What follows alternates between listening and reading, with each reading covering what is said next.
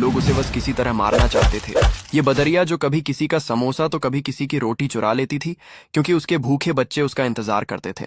एक दिन बदरिया किसी के घर से संतरा चुरा लेती है। तभी ये आदमी बदरिया को पकड़कर उबलते हुए तेल में डाल देता है। बदरिया बेचारी तड़पते हुए भागती है। इधर बदरिया का पति किसी की परवाह नहीं करता था। बदरिया जो चुरा कर लाती वो खा लेता और बस दिन भर सिगरेट पीता रहता था। लेकिन आज बदरिया कुछ चुरा नहीं पाई, तो बदरिया का पति उसको बुरी तरह मारता है और फिर खौलता हुआ गर्म पानी डाल देता है। बदरिया बेचारी बिलबिला जाती है।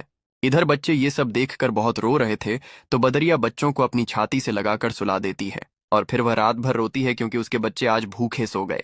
और सुबह होते ही बदरिया फिर खाना लेने जाती है।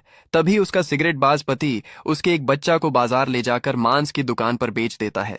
इधर जब बदरिया घर आती है तो एक बच्चा कम देखकर घबरा जाती है। बच्चे रोते हुए माँ को सब बता देते हैं। माँ दौड़ते हुए मांस की दुकान पर आती है, लेकिन बच्चा अब नहीं था।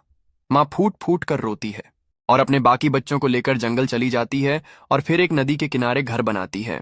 बच्चे भूख से बिलबिला रहे थे तो माँ खाना लेने चली जाती है।